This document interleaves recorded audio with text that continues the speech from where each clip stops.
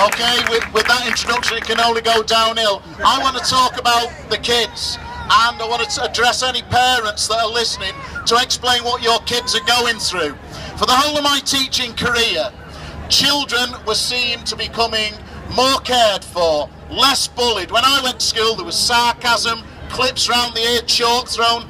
Now you go into a school, teachers care, teachers hug the kids, teachers talk to them, teachers try to get them to engage with every bit of learning. They work their tripes out.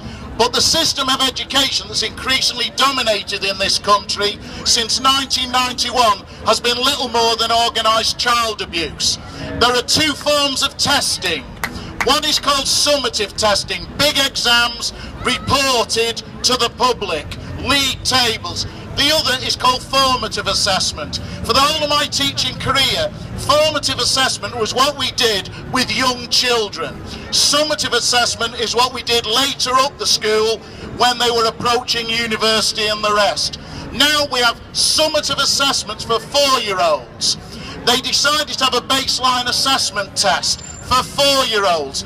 We told them it won't work. Number one, it's not age appropriate. There should be play, engagement with language. Secondly, we said, because you're trying to pay educational providers profits, they're all doing the tests in a different way. Guess what? Within 6 months, it collapsed because the results didn't match.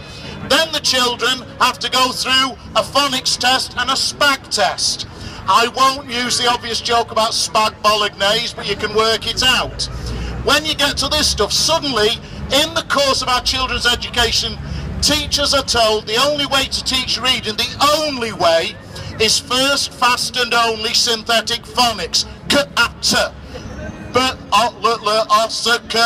right? And it's not.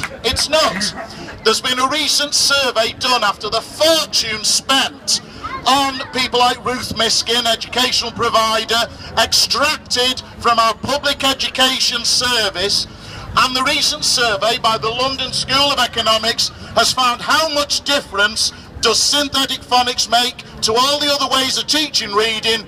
None, zero, nothing, and a fortune's been spent. And children have to rabbit through this endless rubbish while the same government closes 350 libraries and hands 174 over to volunteers.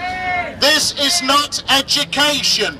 This is drill. It's also a pork barrel for educational vulture companies waiting to extract money from parents' pockets. Then, in the SPAG tests and the SATs, teachers, really you should show every parent what the kids are doing. Parents who might be listening, can you explain to me a determiner? No? Well, when I was at school, it was called an article. Nicky Morgan is a very strange article. Modal verbs. Who's going to define me a modal verb? I could, but I won't.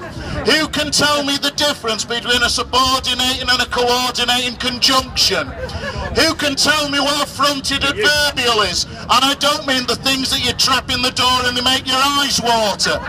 All of this linguistic gobbledygook, number one, it changes every 2 minutes. Poor primary teachers were told you've got to have a connective.